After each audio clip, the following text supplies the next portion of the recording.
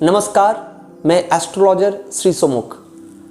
स्वागत है आप सभी का एस्ट्रो यूनिवर्स चैनल में।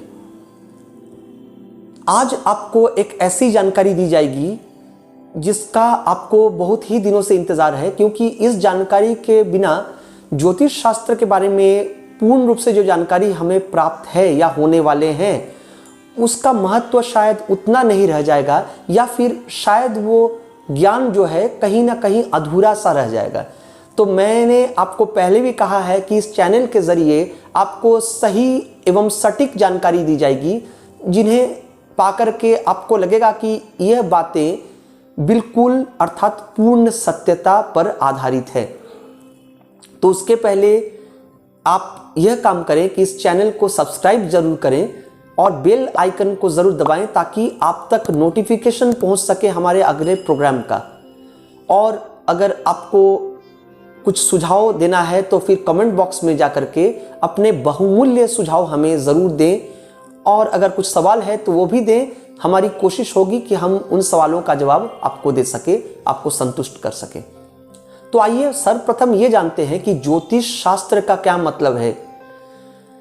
ज्योतिष को अगर शब्द को तोड़े तो ज्योति जोड़ ईश अर्थात ज्योतिष।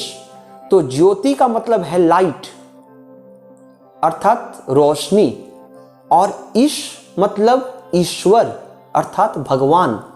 तो भगवान द्वारा ज्योति अर्थात ये विशेष गुण जिसे प्राप्त है, जिस मनुष्य को प्राप्त है, उसे कहते हैं ज्योतिष। और शास्त्र क्यों है? क्योंकि शास्त्र ये बहुत बृहत शास्त्र है, अर्थात इतनी बड़ी शास्त्र मानी जाती है ज्योतिष को कि इसीलिए इसे सामुद्रिक शास्त्र कहा गया है, क्योंकि कई सारे सूत्र हैं। कम से कम ज्योतिष में 25,000 सूत्र हैं।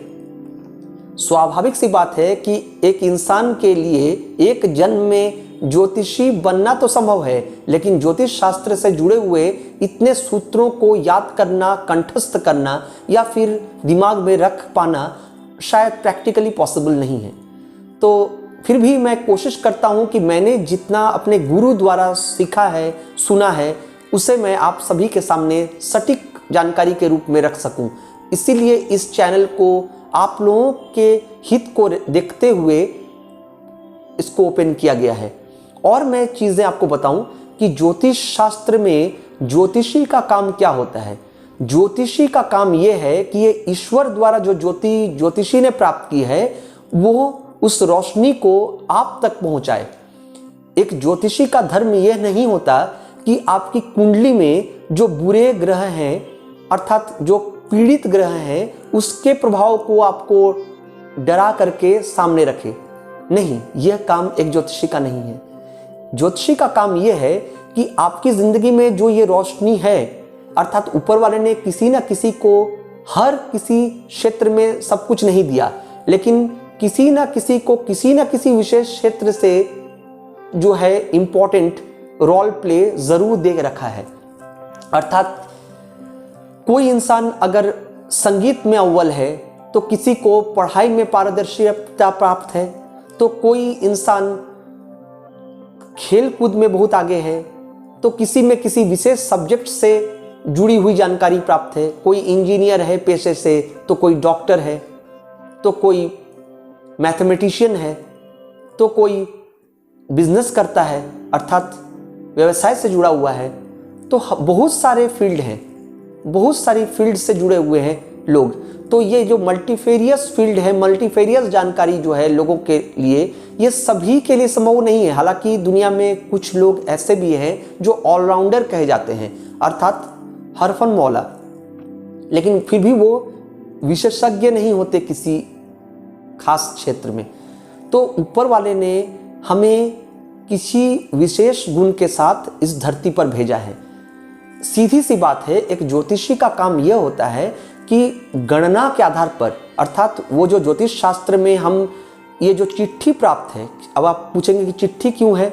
क्योंकि ये चिट्ठी जो है ऊपर वाले ने जन्म कुंडली के आधार पर हमारे नाम भेजी है।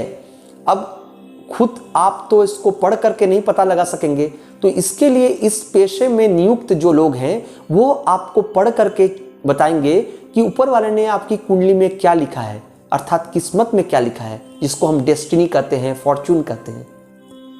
तो जिस क्षेत्र में उन्नति लिखा हुआ है, एक ज्योतिषी उस ज्योति को दिखाता है, यानी पथ निर्देशक का काम करता है, जिसको हम गाइडलाइन कहेंगे। तो वो गाइडलाइन बन करके आपको हेल्प करता है। तो नेचुरली इंडिकेशन है। तो ज्योतिष शास्त्र का सीधा सीधी मतलब है ज्योति, और ईश मतलब ज्योतिष, ईश्वरीय ज्योति के द्वारा प्राप्त जो स्पेशल, जिसे कहते हैं इंट्यूशन, जिसे कहते हैं सिक्स सेंस, इसके आधार पर ज्योतिषी जो है वो आपको आपके भविष्य में आने वाले शुभ अशुभ यानी शुभाशुभ घटनाओं का फलादेश करता है। आज के दिनों में ज्योतिष शास्त्र को लेकर के कई कंट्रोवर्सीज तैयार हुए हैं, क्योंकि जनरली लोगों को डराया जाता है। लेकिन पंडितों ने, यानी पंडितों की अगर माने, आचार्यों की अगर माने, बड़े बड़े शास्त्रियों की अगर माने, ऋषि मुनियों की बात अगर माने, जो कि कई वर्षों पहले ज्योतिष शास्त्र के संबंध में कई सारी नई जानकारियां हमें दे चुके हैं, तो उन्होंने कहीं भी यह नहीं बताया, जो कि हम लोग कहते हैं उसको भूमिका। अगर कोई किताब पढ़ते हैं, हिस्ट्री की किताब पढ़ते हैं आप, या कोई भी सब्जेक्ट को पढ़ते हैं आप, आपने पढ़ाई किया है, अध्ययन किया है, तो आप पाएंगे कि सब्जेक्ट की किताब को अगर खोलते हैं तो वहाँ पर भूमिका लिखा हुआ रहता है।